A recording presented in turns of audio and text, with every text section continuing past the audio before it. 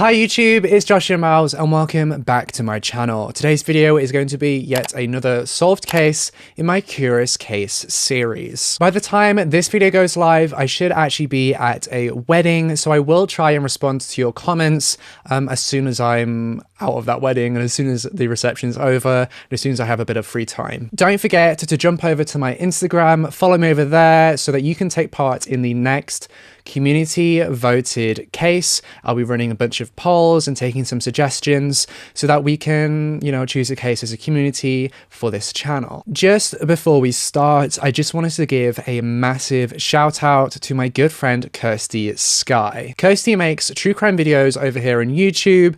She's been on my channel before, and honestly, she's one of the most underrated true crime YouTubers in my opinion. I couldn't recommend her enough. I've left a link to her channel at the top of the description, and I encourage you to go over to her channel, hit subscribe, give her some love, and tell her that I sent you. As per usual, I'd just like to point out this video has not been made to cause disrespect or anything like that. It's just been made to spread awareness about this case by compiling information from various different public sources on the internet. Any theories discussed in this video are just that, theories. They are not fact, and they don't represent the views or opinions of myself, law enforcement, or anybody involved in this case, unless otherwise stated. And with all that being said, let's delve right into this case.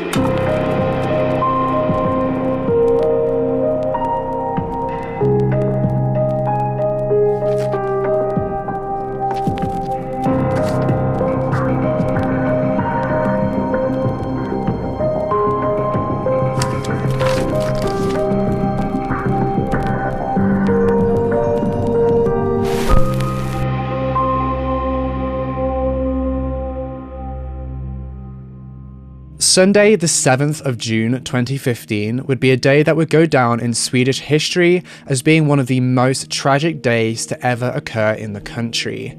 Lisa Holm was a 17-year-old girl from Hovda who had recently graduated from school and had just started a new job at a cafe in Blomberg, I believe is pronounced, which was about a 40-minute drive from her home.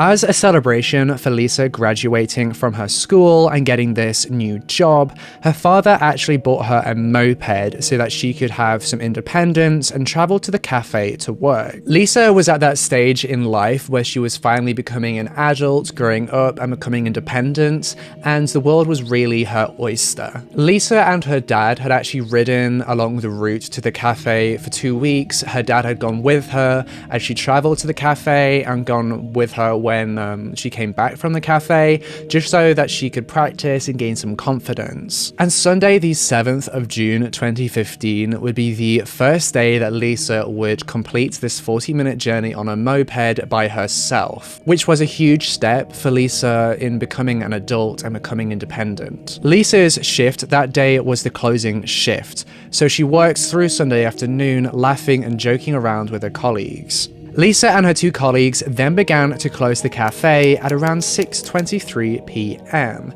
Lisa sent a text to her dad to tell him that she was leaving the cafe and was on the way home. Shortly after Lisa's dad received this text, he actually received a phone call from Lisa, which appeared to be a butt dial. Lisa's dad could hear murmuring voices on this phone call, voices that he believed came from Lisa's co-workers and colleagues. And overall, the tone of the conversation was quite positive and happy and cheerful, and there was nothing untoward going on. There was nothing to suggest anything bad or negative was taking place. However, unbeknown to Lisa's father, this would be the last time that he would ever hear his 17-year-old daughter's voice. The journey from the cafe to Lisa's home should have taken around 40 minutes, and when that 40 minutes came and went, Lisa's dad began to grow very worried, as any good dad would. Lisa's dad decided to wait a bit longer just in case Lisa had been held up in traffic, or she had gone to the store to pick some things up, or something like that. But after a while, when Lisa still didn't show up, her dad's gut instinct kicked in and was telling him that something very bad had happened. He tried to ring Lisa, but unfortunately his calls were going straight to voicemail. Nobody was picking the calls up. Subsequently, Lisa's father decided to get into his car and drive along the route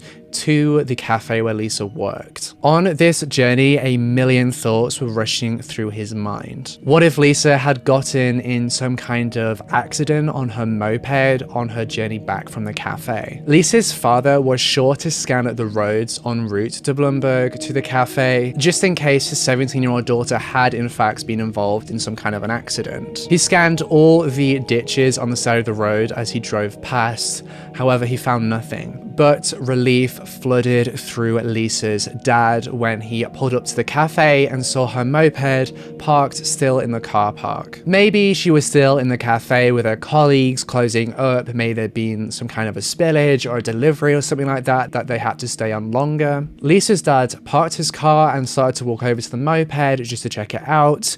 Maybe the moped had broken down and Lisa had hitched a ride with a colleague. Maybe her phone had run out of power or they'd gone to a place that was out of service. Lisa's dad was trying to find reasonable and rational explanations for all the events that were occurring and the situation he had found himself in. He was trying not to worry himself too much. After all, Lisa was almost 18. She was becoming an adult, and Lisa's dad was just coming to terms with that and allowing her to flock the nest. However, that sense of relief quickly turned to dread when Lisa's dad got to the moped and saw that the keys to the moped were still in the ignition. It would have been very out of character for Lisa to have been so careless in leaving the keys still in the ignition to a moped. Lisa's dad tried ringing her again, but it still was ringing and going through to voicemail, indicating that the phone, like I say, was switched off or had gone out of service or something like that. Lisa's dad then conducted a quick search of the cafe and the surrounding area, looking for Lisa.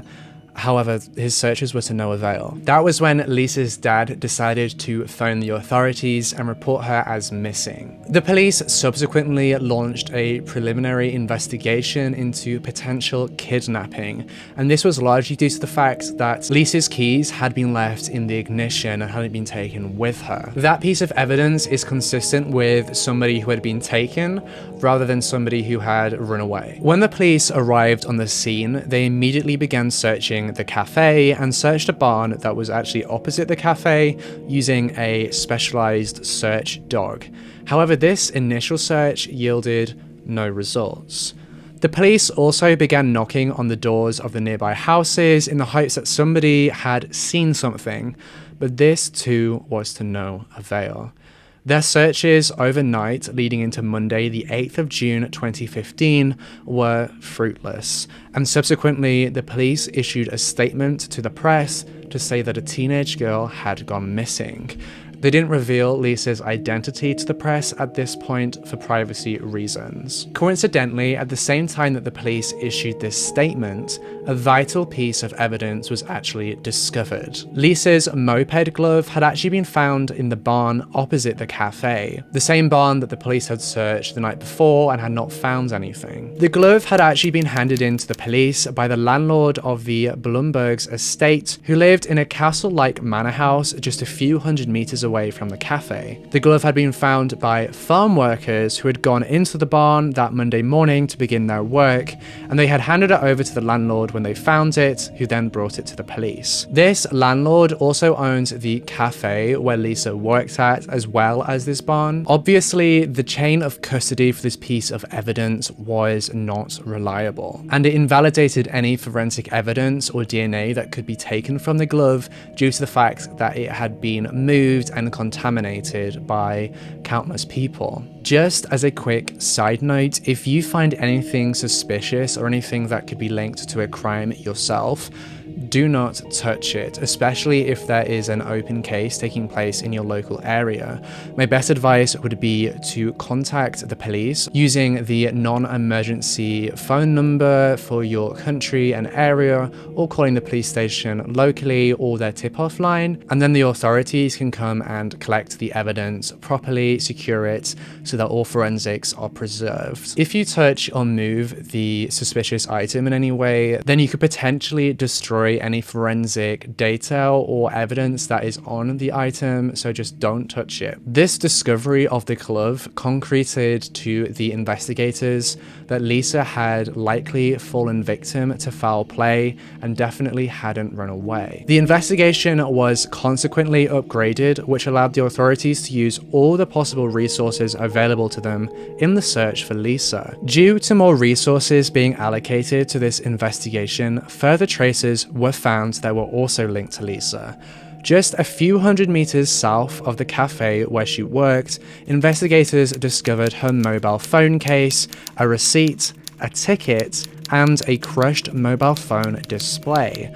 The discoveries were actually made along a local small gravel road, a road that most outsiders wouldn't even notice was there. Lisa's parents actually positively identified these items as belonging to Lisa. Due to the press release that had occurred that same day, tips from the public began pouring in, and the police decided to launch a separate investigation team that would investigate parallel to the search efforts. The team would be based in the police station in Hovde and would follow up any leads from these tip-offs, as well as conducting further internal investigations. They also began to monitor Lisa's cell phone traffic to see if it had been used on the day that she went missing, when it had been used, if she'd contacted anybody else, and where she might have gone. They used a method called triangulation, which is a way of police being able to locate where a mobile phone is or has been according to the cell phone tower logs. Of course, the cell phone towers would only log data when the cell phone pinged it, which would occur every few minutes. Triangulation typically works by using data from 3 surrounding cell phone towers. They look at the data and see how long it takes for the cell phone to respond to requests from the tower, and using that, they're able to estimate how far away from the tower the device actually is. The cell phone tower also logs which sector the device is in, which basically means roughly which direction from the tower the device is. The sectors are typically split into 3. They then use 3 different cell phone towers, hence the name triangulation, to pinpoint within about a quarter of a square mile where the cell phone is. As you can see by this diagram, the 3 towers can be used to determine location. Some towers actually also request and log GPS data from the cell phone during these pings, but that does depend on whether or not the phone has locational services turned on. There are also newer technologies and software that networks can use to pinpoint a cell phone even further down to just 50 meters. But triangulation is one of the simplest and most basic methods of tracing a mobile device. However, authorities were completely unable to locate Lisa's cell phone. The last known location of her cell phone was at the cafe, which told investigators that Lisa might have been forced to switch off her cell phone by her captor or by the person responsible for this, or she had been forced to hand over the cell phone so that it could be destroyed by the perpetrator. And that second theory was actually backed up by the fact that the display from the cell phone was found smashed to pieces. It is likely that it was smashed to pieces soon after Lisa had been captured. This separate investigative team also interviewed Lisa's family, friends, and the 2 colleagues that had been working with her on the day she went missing. However, these interviews were to no avail. They didn't really find any new leads from it. This team then decided to also begin collecting DNA samples from residents in the surrounding area, which could then later be used in comparisons between DNA potentially found at the scene or DNA found in the surrounding area, so they could, try and find somebody who is responsible. The very next day, on Tuesday, the 9th of June 2015, more evidence was actually found that is linked to Lisa. Her driver's license was located, along with Lisa's set of keys to her house. Despite all this evidence being found, the police were no closer to figuring out where Lisa was or what had happened to her. The Swedish military also aided the investigators in their searches. The search teams emptied manure wells in the surrounding areas, searched and scoured buildings and farmlands and woods in the hopes of finding anything linking to Lisa. Up until this point, Lisa's identity and photo had not actually been released to the press. with the public just aware that a 17-year-old girl had gone missing. But on Wednesday, the 10th of June 2015, Lisa's parents, along with the authorities, agreed that it would be a good idea to release this information to the press, and so they did. Upon this press release, almost 1,000 people flocked from all over Sweden to aid in the search efforts. The police also gave the okay to the charity Missing People to begin aiding in the search efforts and organizing search parties. The search efforts for Lisa is still, to this day, the biggest in Swedish history. Now, interestingly, the search dogs that had been used in these search parties had actually detected on a second search of the barn human feces on the floor, and this was in the same barn where Lisa's moped glove had been found. And the investigators believe that the feces actually belonged to the person responsible, and this was due to the fact that they theorized that the person responsible would have had such a massive adrenaline rush that they would have had to go to the toilet. The police also began to hypothesize that the person and perpetrator responsible would have likely been a local to the area due to the fact that Lisa's items and personal possessions were found along this secluded small gravel road. The investigators' attention quickly began to narrow on the barn, and forensics teams were brought in to try and obtain as much information and evidence from the barn as possible. One of Lisa's earrings was actually found near the entrance to the barn, which further intensified the authorities' interest in this building. The next day, on Thursday the 11th of June 2015, even more people flocked to aid in the search efforts.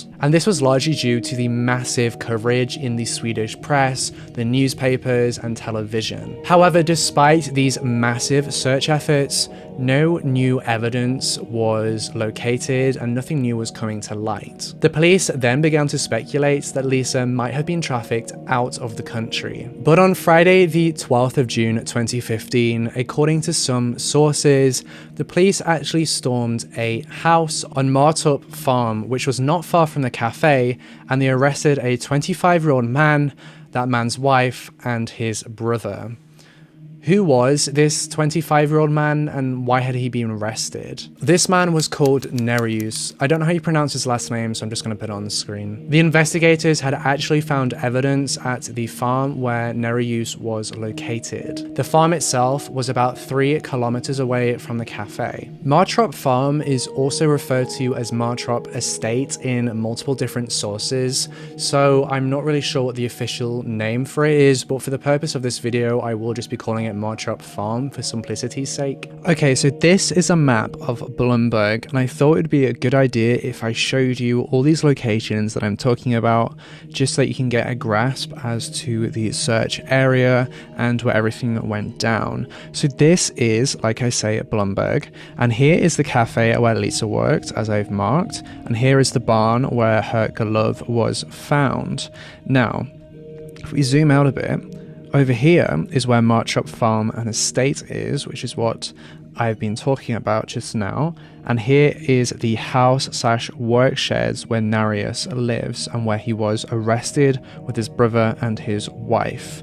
Now here, if you remember going back earlier in this case, there was a small gravel path or road where a lot of evidence was collected from, and it was collected from all along this red line, which is marking the small gravel road. And as you can see, this road also veers off and does connect directly to where Nereus lives. So this entire search area is very, very suspicious and very, very vital in the search efforts, and is very, very interesting to the investigators for reasons I'm sure you can gather. And you can see how they quickly came to the conclusion that Nereus had some kind of involvement because of his positioning within this search area. Now, what sparks the authorities' interest in this farm was the fact that Nereus and his brother had actually told a search party that the authorities had already searched the farm and they didn't need to search it. And this was despite the fact that the authorities hadn't searched the farm, and a member of the search party decided that this was very suspicious and contacted the police. According to some sources, Lisa's jacket and helmet were discovered by the authorities on this farm. And a few hours later, the remains of Lisa Holm were also discovered. Nereus and his brother were immediately arrested on probable grounds of suspected murder, whereas Nereus's wife was arrested on suspicion of protecting and harboring a criminal, which is a very serious criminal offense. All three of the suspects were actually Lithuanian and had come to Sweden to work on this farm, which is actually quite a common thing to happen in the area. Lisa's remains were discovered inside a clothes locker in a work shed on this farm. Investigators determined that she had been placed there in the locker post-mortem. As you can tell from this image, the locker itself is very small, which meant that Lisa had been put in the locker in a very strange position. An autopsy was subsequently carried out on Lisa, and it was determined that her official cause of death was by hanging. Pieces of Lisa's clothes had actually been removed. However, it couldn't be determined whether this had been done prior to her death or post-mortem. The autopsy also determines that Lisa hadn't been sexually assaulted. However, this does not rule out the possibility of a sexually motivated attack or a sexually driven motive. The investigators believed, using their evidence, that whoever had done this had gotten so aroused by the entire situation and by the fact that Lisa was dying in front of them, that they got too excited and pleasured themselves as Lisa was dying, rather than directly sexually assaulting Lisa.